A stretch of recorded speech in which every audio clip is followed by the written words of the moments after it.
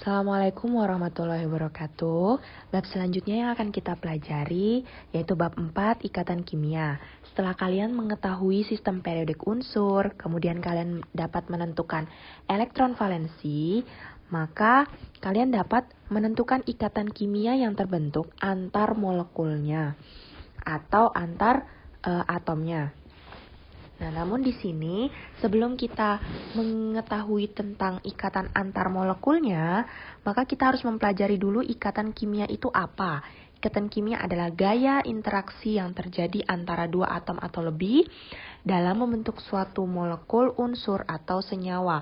Kalau sebelumnya kalian diminta untuk menentukan konfigurasi misalnya A dengan nomor atom 11, kalian bisa menentukan konfigurasi elektronnya dengan menggunakan konfigurasi atom Bohr ataupun konfigurasi mekanika kuantum. Misalnya yang sederhana aja kita menggunakan Bohr 281.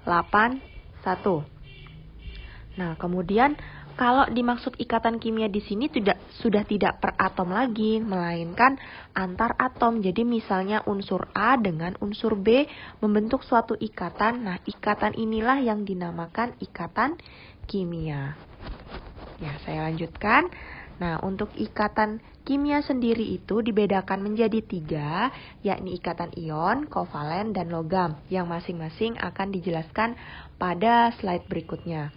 Nah, sebelumnya di sini ikatan kovalen itu dibedakan menjadi 2 jenis, 2 kategori, yakni tergantung berdasarkan jumlah pasangan elektron yang berikatan. Apabila dia dibedakan berdasarkan jumlah pasangan elektronnya, maka terbagi menjadi 4, yakni ikatan kovalen tunggal, rangkap 2, rangkap 3, dan koordinasi. Nanti akan dijelaskan pada slide berikutnya ya. Kemudian, kalau berdasarkan keelektronegatifan atom yang berikatan, maka dibedakan menjadi 2, yakni ikatan kovalen polar dan ikatan kovalen nonpolar. Nanti juga akan dijelaskan pada slide berikutnya. Nah, sebelum menjelaskan mengenai masing-masing ikatan, kalian juga perlu mengetahui bahwa ikatan itu terbentuk harus memenuhi aturan duplet atau oktet. Karena aturan duplet maupun oktet di sini itu merupakan suatu aturan yang telah ditetapkan di mana suatu ikatan itu dikatakan stabil atau dia memenuhi standar apabila dia memenuhi aturan duplet maupun oktet. Nah, aturan duplet dan oktet sendiri ini berdasarkan konfigurasinya gas mulia atau yang ada unsur-unsur yang ada di golongan 8A. Nah, unsur-unsur gas mulia ini kenapa yang digunakan unsur-unsur gas mulia? Karena dia ditemukan stabil dan sukar bereaksi, maka unsur itulah yang dijadikan standar untuk mencapai ikatan kimia. Oke, kemudian perbedaan dari duplet dan oktet seperti apa sih? Oke, kalau duplet itu berarti khusus untuk duplet ya, itu hanya dapat dicapai untuk atom-atom dengan nomor atom yang kecil saja. Karena untuk duplet, elektron valensinya akan berakhir dengan 2. Sedangkan kalau oktet, elektron valensinya akan mencapai 8. Nah, sebagai contoh di sini ada beberapa contoh. Kita bisa lihat dari litium dulu. Litium dengan nomor atom 3. Nah, di sini dia memiliki konfigurasi seperti ini. Kemudian dia memiliki elektron valensi sama dengan 1. Nah, sehingga kan konfigurasinya kan sebenarnya kalau dituliskan dengan atom Bohr ya, dia 2 lalu 1. Nah, elektron valensi 1 ini lebih mudah untuk mencapai aturan atau mencapai kestabilan dengan cara melepaskan 1 elektronnya. Kenapa tidak ditangkap? Karena kalau misalnya ditangkap dia konfigurasinya jadi 2-2. Nah, kalau nangkap 1 ya. Nah, ini kan harusnya duplet. Tapi kalau misalnya dilepaskan, jadi 2 aja. Ini juga duplet. Nah, kenapa untuk konfigurasi yang kedua itu lebih disukai daripada yang pertama ini? daripada dia menangkap. Karena menangkap itu lebih sulit. Dia lebih membutuhkan energi untuk mencapai kestabilannya. Sedangkan kalau melepaskan kan lebih mudah untuk mencapai kestabilan. Jadi karena kalau melepaskan dia tidak butuh energi, malah justru dia melepaskan energi. Ini dia menambah energi, kalau ini dia justru melepaskan energi. Makanya saya tadi kasih tanda negatif nih maksudnya ya. Oke, saya lanjutkan. Jadi untuk litium sendiri, jadi untuk litium sendiri dia lebih mudah untuk melepaskan elektron sehingga konfigurasinya seperti ini. Nah, dan ionnya menjadi Li+. Ingat kalau melepas elektron itu menjadi ion positif. Nah, sedangkan untuk natrium bagaimana? Natrium juga demikian. Namun, natrium kan kalau dibuat konfigurasi elektronnya kan 2, 8, 1. Ini kan punya elektron valensi 1. Dia lebih mudah untuk melepaskan elektronnya sebanyak 1. Jadi konfigurasinya 2, 8. Dan untuk konfigurasi jadi untuk yang akhirnya adalah 8 ini akan menjadi elektron valensi yang mencapai kaidah oktet. Ya, jadi oktet itu kan tadi elektron valensinya sama dengan 8 ya. Nah, sedangkan kenapa dia konfigurasinya tidak menjadi 282? Seperti saya sudah sampaikan tadi, untuk aturan mencapai kaidah duplet itu dia hanya berlaku untuk nomor atom kecil. Nomor atom kecil itu nomor atom berapa aja sih? Seperti nomor atom 1, seperti hidrogen ya, helium 2, kemudian litium 3, kemudian 4 sama 5. Oke, jadi sampai atom boron ya. Untuk nomor atom 1 sampai nomor atom 5 ya. Untuk mencapai kaidah duplet. Itu dia lebih mudah untuk melepaskan. Tapi cenderung kalau misalnya yang biasa digunakan untuk ion, karena 4 dan 5 ini merupakan unsur metaloid, kalian bisa lihat di SPU ya, apa itu metaloid kan, atau semilogam, kan sudah saya jelaskan perbedaan logam, non-logam, dan juga metaloid atau semilogam. Nah, jadi khusus untuk nomor atom 1, 2, dan 3 yang dia akan mencapai kestabilan apabila memenuhi aturan duplet. Nah, jadi kenapa tidak yang kedua seperti tadi sudah saya jelaskan. Lalu kenapa juga konfigurasinya tidak 2, 8, 8 atau dia dengan menangkap 7. Jadi dari 281 ini kenapa tidak jadi 288? Nah, karena menangkap 7 itu kan butuh banyak energi. Nangkap 1 aja energinya sudah banyak, apalagi 7 elektron untuk mencapai kaidah oktet. Nah, sedangkan melepaskan 1 itu energinya lebih rendah, dia melepaskan energi. Nah, itu jadi karena lebih mudah, lebih membutuhkan sedikit energi, maka konfigurasi elektron untuk mencapai oktetnya dia dengan cara melepaskan 1 elektron. Ini lebih disukai dibandingkan yang menangkap 7 elektron. Seperti itu ya. Nah, begitu juga dengan contoh-contoh yang lainnya. Dengan si Ca, dia melepaskan 2 elektron karena dia elektron valensinya 2 ya. Lalu oksigen. Nah, di sini untuk oksigen dan Cl bisa kita perhatikan. Kalau dari tadi kita membentuk ion positif nih. Ion positif dengan cara melepaskan elektronnya untuk mencapai kaidah duplet maupun oktet. Sedangkan kalau untuk membentuk ion negatif seperti O8. O8 itu kan kalau dituliskan konfigurasinya 2 lalu 6. Nah, 6 ini kan elektron valensinya. Dia lebih mudah untuk melepaskan elektronnya sebanyak 6 ini mencapai kaidah duplet, atau lebih mudah untuk menangkap 2 elektron. Lebih mudah melepaskan 6 elektron atau menangkap 2 elektron untuk mencapai kaidah oktet. Kalau menangkap 2, ya lebih mudah menangkap yang 2 dibanding melepaskan 6. Kecuali dibandingkan dengan angka yang sejenis ya, kan angka yang sama ya. Kalau misalnya dia melepas 2 dengan menangkap 2, ya lebih mudah melepas 2. Tapi karena ini dia melepasnya sebanyak 6 kebanyakan ya. Sedangkan untuk mencapai kaidah oktet dia hanya butuh untuk menangkap 2. Sehingga untuk menangkap 2 ini lebih disukai Nah, jadi untuk mencapai kestabilan, oksigen ini perlu menangkap 2 elektron untuk mencapai kaidah oktet. Jadi 28, sehingga elektron valensinya jadi 8. Dan untuk ionnya, karena dia sudah menangkap 2, maka dia membentuk ion negatif 2-. Nah, begitu juga dengan Cl, 2, 8, 7. Nah, 7 ini untuk mencapai kaidah, lebih mudah mencapai kaidah oktet dengan cara menangkap 1 elektron, sehingga jadi 2, 8, 8. Oke, paham ya untuk yang sudah saya jelaskan? Kita ke slide berikutnya. Nah, lambang Lewis. Apa itu lambang Lewis? Lambang atom yang dilambangkan dengan titik. Jadi elektron valensinya itu dilambangkan dengan titik.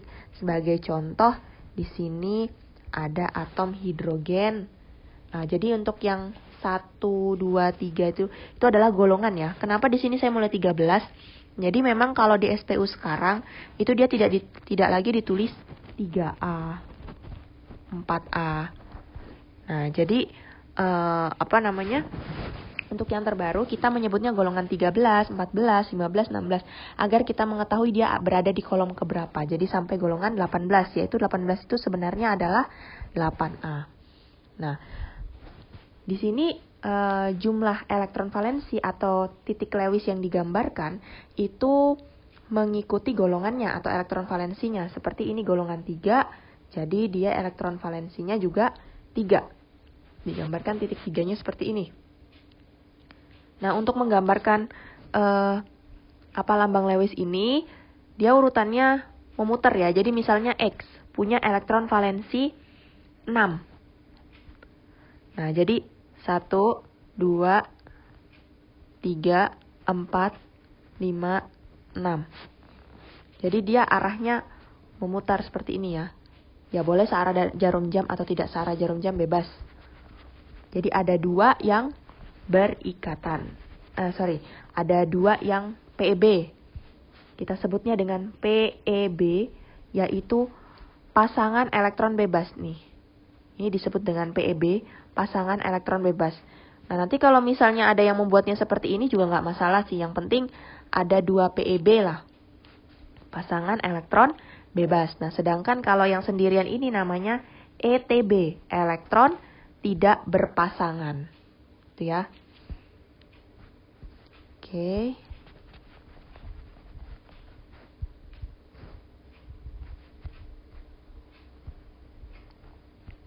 Nah, untuk ikatan kimia ini khusus menggunakan golongan A saja ya, tidak perlu golongan yang B. Karena untuk golongan B itu akan dipelajari di tingkat yang lebih tinggi.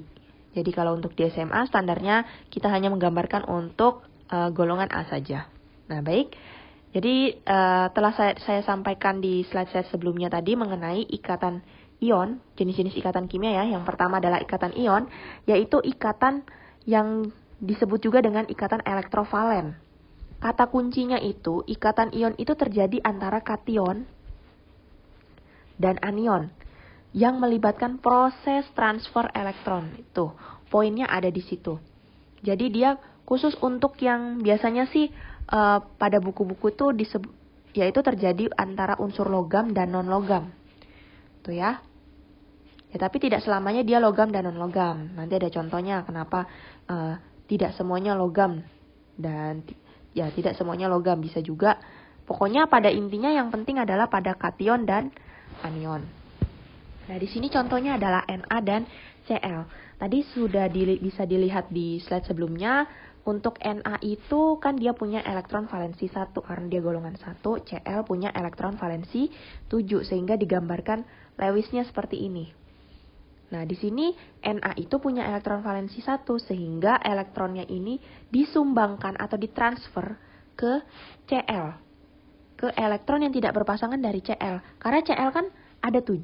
Sehingga dia untuk mencapai kestabilannya dengan memenuhi aturan oktet. Yaitu menjadi 8. Dia butuh berapa? Butuh 1. Nah, satunya dapat dari mana? Dari si Na. Sehingga Na itu jadi Na+. Nah, kemudian untuk Cl jadi Cl-. Sehingga kalau digambarkan untuk ikatan ion, dia digambarkannya seperti ini ya. Ada kurung kotak, ada plus minusnya.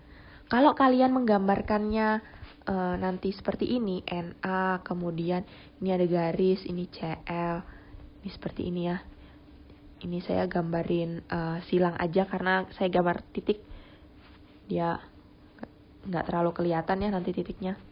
Oke, ini salah ya. Karena garis ini itu menandakan dia ikatan kovalen, sedangkan NaCl itu merupakan ikatan ion, seperti itu. Paham ya? Jadi kalau ada yang menggambarkan seperti itu, saya salahkan ya. Ya, saya lanjutkan. Nah, ini juga ada contoh yang untuk Mg, karena O-nya ini adalah elektron valensinya 6, dia butuh 2. Dan 2 ini didapatkan dari si Mg. Nah, nanti dituliskannya seperti ini. Nah, berikutnya ini ikatan kovalen. Nah, kalau ikatan kovalen baru dia tidak pakai plus minus karena ikatan kovalen itu terjadi antara unsur non-logam. Jadi semuanya dia non-logam dengan non-logam. Nah, kalau tadi poinnya adalah proses transfer elektron, sekarang dia pemakaian elektron bersama. Karena kalau misalnya ikatan ion tadi, misalnya si Na nih sudah nyumbang untuk si Cl, Na ini sudah tidak punya elektron, makanya dilambangkan dengan plus. Jadi elektronnya sudah buat si Cl nih. Sudah buat si Cl. Begitu juga dengan MgO. Mg sudah kehilangan elektron, sehingga dilambangkan dengan plus. Tapi apakah elektron Mg masih punya elektron? Masih, tapi untuk valensi dia valensinya sudah hilang. Jadi valensinya jadi 8, memenuhi aturan oktet. Kan dia 282, nomor atomnya 12 ya. Nah, terus tadi, tadi sudah saya sampaikan kan kalau misalnya tidak hanya unsur logam. Nah, tapi juga ada yang lain. Misalnya NH4Cl. Nah, NH4 ini NH4 plus dan Cl-. Nah, NH4 ini itu bukan unsur logam. Nah, dia adalah ion, kation ya. Dan dia memiliki ikatan kovalen. Mungkin nanti bisa, sepertinya ada di bawah-bawah deh. NH4Cl. Oh, tidak ada. Oke, saya jelasin sedikit ya. Jadi itu yang dia tidak ada yang bukan merupakan unsur logam ya. Nah, kalau Na itu seperti ini untuk penjelasannya. Jadi N dia memiliki, nah, kalau digambarkan seperti ini. Mungkin kalian akan lebih memahami untuk penggambarannya ini nanti ketika saya setelah menjelaskan ikatan kovalen. Nah, NH4 plus. Kemudian Cl-. Nah, digambarkannya seperti ini ya. Jadi dia ada ikatan kovalen. Terus dia juga ada ikatan kovalen koordinasi. Nah, apa itu kovalen koordinasi nanti juga akan dijelaskan pada slide berikutnya. Jadi bukan logam ya, karena kalau dikatakan logam itu kan unsur-unsur yang ada di golongan 1, golongan 2. Nah, sedangkan kalau N, H ini kan unsur-unsur non-logam ya. Dan dia juga dalam satu ion ini itu ada lebih dari 1 atom. Nah, berikutnya ikatan kovalen. Tadi ikatan kovalen sudah saya jelaskan sedikit bahwa pada poinnya dia adalah pemakaian elektron bersama. Nah, pemakaian elektron bersama gimana? Jadi, misalnya seperti yang pertama nih, ikatan kovalen tunggal. Nah, si H ini punya 1. Si H punya 1.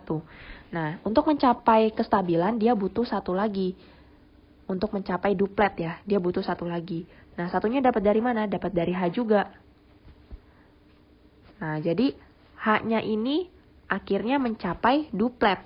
Dia punya 2. Nah, H yang satunya lagi, jadi H1 dan H2 itu sama-sama sudah mencapai duplet karena dia memakai bersama.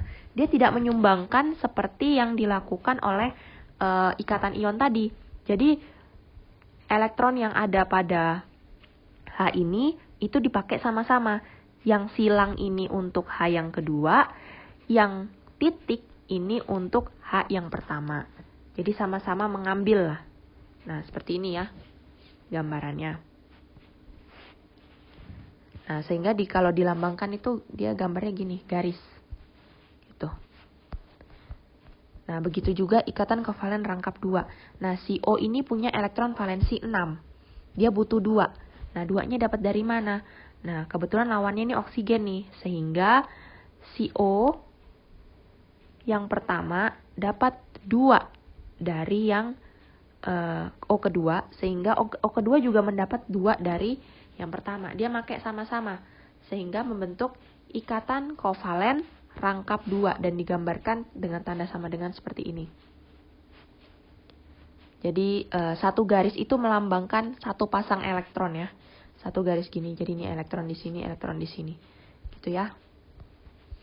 Nah, begitu juga dengan ikatan kovalen rangkap 3. N itu punya elektron valensi 5, sehingga dia butuh 3 lagi untuk mencapai oktet. Nah, 3-nya dapat dari mana? Dapat dari N juga. Nah, ini dia ikatan kovalen koordinasi yang telah saya sampaikan pada NH4+ tadi. Nah, di sini bisa dilihat. Kita lihat yang NH3 dulu. Ini N punya elektron valensi 5. Mungkin yang ini lebih kelihatan. Oke, N punya elektron valensi 5. Saya gambarkan 5. Wah, nggak kelihatan pakai ini. Kita pakai titik aja.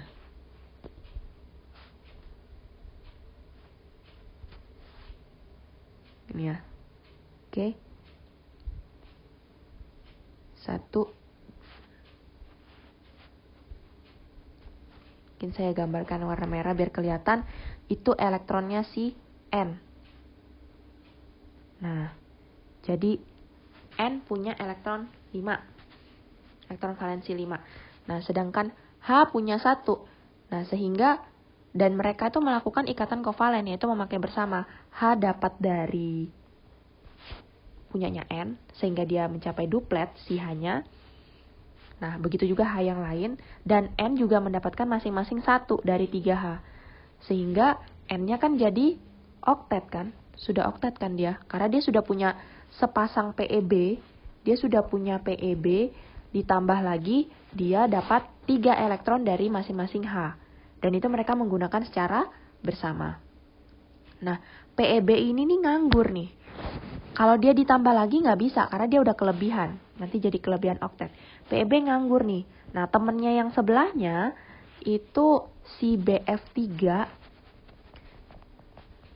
Si BF3 ini, B itu punya elektron valensi 3. Nih ya. Nah, sedangkan F ini kurang ya. F itu 7. Punya 7. Oke, satunya yang ini ya. Yang nih, saya garis nih. Jadi dia harusnya punya 7. Nih. Nah, dia masing-masing dapat 1 dari si B.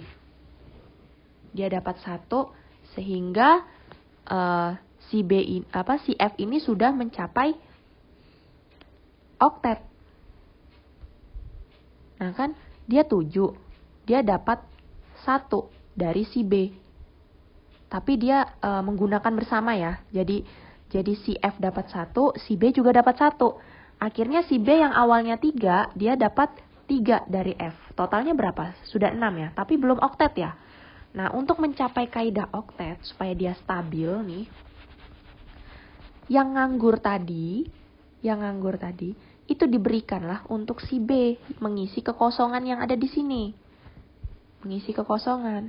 Sehingga, nah, seperti ini ya. Jadi sebenarnya ini nggak perlu digambarkan, langsung aja garis panah gini, itu menandakan ikatan kovalen koordinasi. Jadi si N ini nyumbang untuk si B, tapi si N sendiri tetap make. Jadi dia tetap 8, si B-nya dapat dari N, akhirnya jadi 8. Itulah ikatan kovalen koordinasi. Beda dengan ikatan kovalen, kalau kovalen, misalnya H tadi nyumbang 1, N-nya juga ngasih 1. misalnya tadi antara oksigen dengan oksigen ya.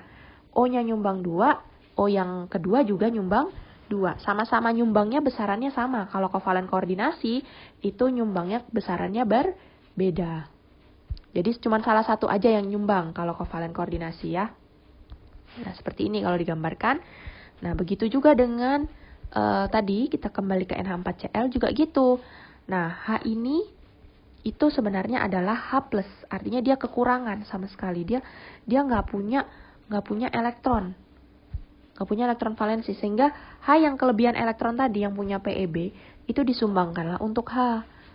Nah, sehingga pada dasarnya untuk ikatan NH4Cl ini dia punya kovalen, dia punya kovalen koordinasi, dan dia juga punya ikatan ion, seperti itu ya. Nah, sekarang ikatan kovalen berdasarkan beda keelektronegatifannya, yaitu dibedakan menjadi ikatan kovalen polar dan non-polar. Nah, harap ini dipahami benar-benar. Nanti di bab berikutnya lagi kalian akan membedakan antara senyawa kovalen polar dengan senyawa kovalen non-polar. Beda ya. Kalau ikatan berarti antar atom. Kalau senyawa nanti antar molekulnya. Nah, kalau ikatan kovalen polar pada intinya adalah dia memiliki beda elektronegatif atau atomnya beda. Sedangkan kalau dia non-polar, dia tidak memiliki beda elektronegatif. Artinya atomnya sama. Contoh, nah seperti ini, N dengan H. Kan beda atom. Kalau ini F dengan F, N dengan N, H dengan H. Kan atomnya sama, sehingga dia non-polar. Kalau ini kan atomnya selalu berbeda. Padahal sebenarnya CH4 ini merupakan molekul, kalau dia dikatakan dia molekul non-polar. Nah, tapi ikatan di dalamnya yaitu C dengan H karena atomnya beda, itu dia ikatannya adalah polar. Kalau molekulnya dia non-polar. Nah, nanti tapi kalau masalah molekulnya akan dipelajari di bab berikutnya, jadi tidak di bab ini ya. Yang penting kalian sudah bisa bedain dulu, intinya kalau polar atomnya beda, kalau non-polar atomnya sama. Seperti itu. Nah, sekarang kita membedakan antara senyawa ionik dan senyawa kovalen. Nah, kalau senyawa ionik, titik didihnya cenderung tinggi. Nah, tinggi ini biasanya berapa sih? Mungkin tinggi itu bisa ratusan, hampir ribuan, bahkan ribuan juga bisa. Jadi mungkin 200, 100, ke 300, ke itu. Kalau 100 mungkin masih dikatakan rendah ya. Mungkin di atas 200 atau 300. Nah, kalau kovalen rendah itu biasanya di bawah 100. Itu dikatakan rendah. Nah, daya hantar listriknya bagaimana? Kalau senyawa ion, dia dapat menghantarkan listrik lelehannya. Senyawa ion tuh contohnya apa sih? Senyawa ion itu kayak senyawa, garam. Misalnya air garam. Garam dilelehin, dia dapat menghantarkan listrik, seperti itu. Kalau kovalen itu kayak alkohol, itu termasuk kovalen. Air gula, nah itu termasuk kovalen, dia tidak menghantarkan listrik. Mungkin dia kalau air gula mungkin karena ada airnya ya. Tapi kalau ini kan diminta lelehan, berarti lelehan gula itu tidak akan menghantarkan listrik sama sekali. Nah, kelarutan dalam air, kalau ion, karena senyawa ion, dia itu jadi cenderung larut dalam air. Nih, umumnya larut. Pelarutnya, karena air itu merupakan pelarut polar. Nah, kalau dia senyawa kovalen, umumnya tidak larut. Nah, kalau non-polar sebaliknya. Kalau ion dia justru tidak larut, kalau dia kovalen dia umumnya larut. Nah, dan untuk ikatan logam, ini ikatan yang ketiga ya di antara 3 ikatan tadi. Nah, ikatan yang terjadi antara kation logam dengan awan elektron di dalam logam itu sendiri. Nah, hati-hati kalau dari tadi kita ikatan kimia ikatan ion, ikatan kovalen itu kita antar atom, tapi kalau ikatan logam itu ikatan yang terjadi di dalam logam itu sendiri antara ion positifnya dengan awan elektronnya. Misalnya seperti ini. Nah, misalnya seperti aluminium. Aluminium itu punya elektron valensi, kan dia nomor atomnya 13 ya.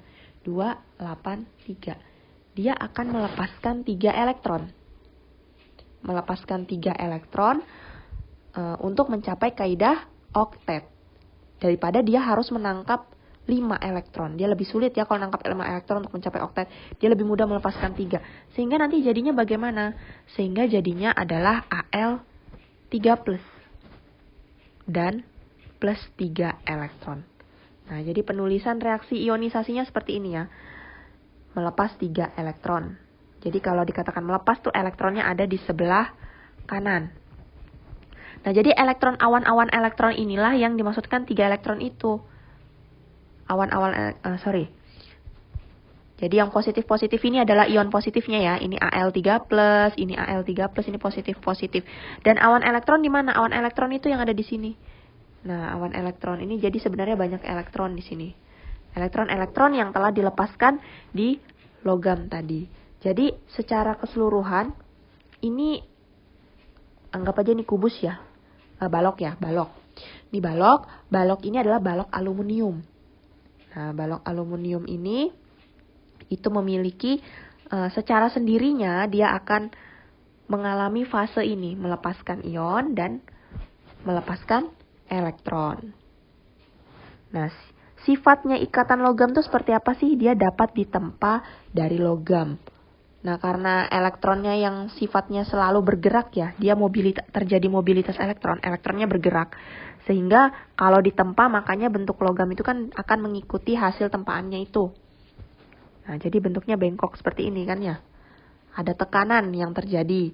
Karena tadi sifatnya itu dia mobilitas, dia selalu bergerak secara mikroskopis. Kalau secara makro kan kita tidak bisa melihat.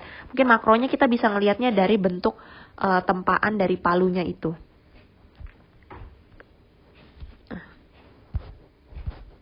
Keluar lagi. Ya. Untuk sifat-sifat ikatan logam yang lain mungkin bisa kalian browsing-browsing lagi. Seperti logam itu dapat menghantarkan listrik, konduktivitasnya tinggi. Itu umum ya, sudah dipelajari juga waktu SMP ya. Sifat-sifat logam itu seperti apa. Jadi saya hanya menjelaskan yang umumnya secara generalnya. Pada intinya yang harus kalian pahami tentang ikatan logam. Nah, lalu struktur Lewis ion. Menggambarkan struktur Lewis ion. Oh, ini ternyata NH4+ ada ya di sini untuk penggambarannya, jadi tidak perlu saya jelaskan lagi. Nah, untuk SO32- aja nih di sini. Nah, mengapa bentuknya seperti ini? Jadi ketika digambarkan, S itu kan punya elektron valensi. Kan dia punya nomor atom 16. Mungkin pada dasarnya kita tidak perlu pakai yang mekanika kuantum ya untuk menggambarkan ikatan kimia ini. Karena akan lebih sulit kalau misalnya, karena dia biasanya atom-atom dengan nomor atom sederhana untuk digambarkan, sehingga kita pakai atom bor aja, 2, 8, 6. Nah, untuk mencapai kaidah oktet dia butuh berapa? Lebih butuh 2 dibandingkan dia melepas 6. Nah, sedangkan O itu 8. 2, 6. Nah, sama-sama 6. Dia butuh 2 untuk O. Nah, O yang pertama ini sudah gambar 6. Ini 6 yang... Nah, 6. Dan dia mendapatkan 2 dari si S. Ngambillah dia 2 dari S. Dia menggunakan ikatan kovalen. Kovalen rangkap 2, memakai bersama. Sehingga O yang atas ini mencapai oktet. Nah, sedangkan S ini masih berapa ini? Kan masih 1, 2, 3, 4, 5, 6. Dia masih 6. Nih, 4, 5, 6. Dia masih 6. Dia masih butuh 2 lagi. Dia masih butuh 2. Oh, 2 lagi. Oke, 2-nya. Oh, ternyata 2-nya sudah di sini ya. Ini 6. Oke, jadi pada dasarnya dia sudah mencapai kaidah oktet. Dia sudah 8. Ya, dia sudah 8. Nah, tapi untuk unsur-unsur yang kalian perlu perhatikan ya. Unsur-unsur pada periode 3 ke atas itu boleh lebih dari oktet. Unsur untuk periode ketiga ke atas itu kayak unsur fosfor, sulfur. Nah, itu boleh lebih dari oktet. Sedangkan kalau unsur periode kedua itu tidak boleh, seperti periode kedua tuh nitrogen, boron, itu tidak boleh ya. Nah, untuk O yang ini kan dia punya 6. Nah, kemudian karena ini dia 2 min ya. 2 min itu artinya dia menangkap 2 elektron. Nah, 2 elektronnya ini ditangkap oleh siapa? Ditangkap oleh CO. Sehingga CO, nih, anggap aja yang warna biru ini itu adalah 2 elektron ini. Nah, CO menggunakan 1 elektron dari S, dan O yang oksigen yang kedua, ini ketiga ya. Oksigen yang ketiga juga menggunakan 1 elektron dari S untuk mencapai kaidah oktet. Nah, jadi 8. Nah, sedangkan S bagaimana? Ternyata S dia sudah awalnya dia sudah 8 ya. Awalnya dia sudah 8, tapi karena ada pemakaian bersama, jadi ketambahan 2, jadi 10. Nah, jadi 10. Harusnya kan oktet. Nah, tapi seperti saya sampaikan tadi, untuk unsur lebih dari periodenya lebih dari 3 atau unsur periode 3 itu boleh lebih dari oktet.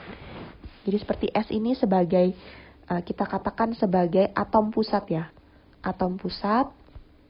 Sedangkan kalau oksigen ini adalah terminal. Nah, jadi kalau atom pusatnya itu boleh lebih dari oktet. Seperti itu ya. Nah, lalu untuk NO3-. Nah, ini tanda apa sih? Ini namanya adalah resonansi. Resonansi itu artinya boleh digambarin gini. Yang pertama, boleh digambarin seperti yang kedua, seperti yang ketiga. Jadi rangkapnya boleh pindah-pindah seperti itu. Nah, untuk penggambarannya juga sama ini. Nah, ini kan ada minus nih, NO3-. Nah, minusnya itu ada di mana? Seperti itu. Oke, jadi misalnya saya jelaskan salah satu ya. Saya ngambil yang tengah-tengah aja. Tapi ini tengah-tengah ini. Oke.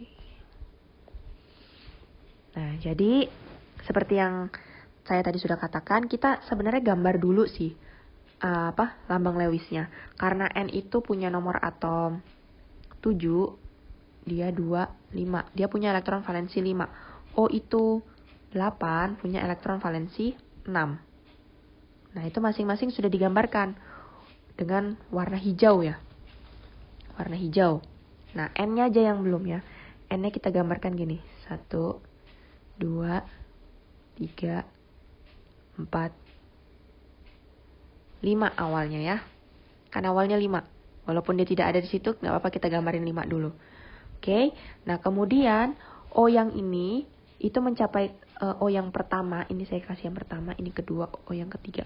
O yang pertama itu mencapai kaidah oktet dengan membentuk ikatan kovalen rangkap 2. Nah, jadi rangkap 2 dia, oktet deh. Sebenarnya yang kita oktetkan dulu itu adalah yang terminal dulu ya. Lalu sekarang yang kedua dan yang ketiga nih sama nih. Nah, yang kedua ini padahal dia sudah punya 6. Tapi dia dapatlah tambahan 1. Ini juga dapat tambahan 1. Sehingga ini sebenarnya minus. Ini masing-masing punya muatan minus. Muatan minus tadi karena sudah menangkap elektron. Nah, berikatanlah dengan si N. Nah, si N ini padahal masih punya 1. Satunya kemana? Satunya hilang. Kita lepas. Satunya dilepas. Sehingga muatannya jadi plus. Ini namanya adalah muatan formal.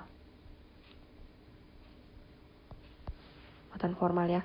Jadi minnya ada 2. Minnya ada 2 jadi min 1, baru belakangnya tadi yang N itu adalah plus 1. Min 1 plus 1 totalnya adalah sama dengan min 1. Makanya di sini adalah minus. Yang ternyata muatannya tidak min 1 di salah satu atom, tapi ternyata dia adalah total dari muatan-muatan yang dimiliki beberapa atom. Seperti itu ya.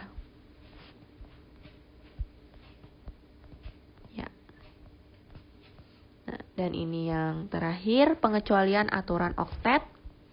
Tadi sebenarnya kita sudah belajar pengecualian aturan oktet yang ada di SO32- ya. Kalau NO3- ini kan dia memenuhi oktet ya. Kan dia berada unsur yang berada pada nomor periode 2 ya kalau N itu. Sehingga dia di sini sudah 4, di sini 2, di sini 2, 4 tambah 2 tambah 2 itu kan 8. Nah, sedangkan kalau untuk pengecualian aturan oktet ini tuh sebenarnya ada tiga jenis, yaitu di mana senyawa tidak mencapai aturan oktet, artinya dia tidak sampai 8. Nah, seperti B ini, B itu kan sebenarnya punya 3, yang masing-masing ternyata dia menggunakan bersama secara dengan Cl, jadi dia cuma punya 6. Cl kan 7 ya, dia punya 6 aja. Nah, itu dia tidak mencapai aturan oktet. Kemudian senyawa elektron valensi ganjil. Nah, karena ada ini loh, ada ETB, elektron tidak berpasangan, sehingga dia memiliki jumlah elektron yang ganjil. Kan kalau di sini 2, di sini 4, 4 tambah 2, 6, 6 tambah 1, berarti N hanya punya 7. Kalau ini tadi 6, ini 7, jumlahnya ganjil. Lalu senyawa dengan oktet berkembang tuh artinya lebih dari 8. Ya seperti tadi ini. Kalau ini kan P-nya karena ada 5 ikatan, 5 kali 2 berarti 10. Ini ada 12 karena ada 6 ikatan. Nah, sedangkan yang ini itu juga ada 10. Kan? Nah, kalau tadi kita sudah belajar istilah PEB, ETB, kalau ikatannya ini dikatakan PEI. Biasanya di buku-buku itu pasangan elektron ikatan. Nah, seperti itu ya. Ya, sampai di sini. Jika ada pertanyaan bisa langsung ke WA, silakan kalian kerjakan latihan yang telah saya berikan. Terima kasih. Assalamualaikum warahmatullahi wabarakatuh.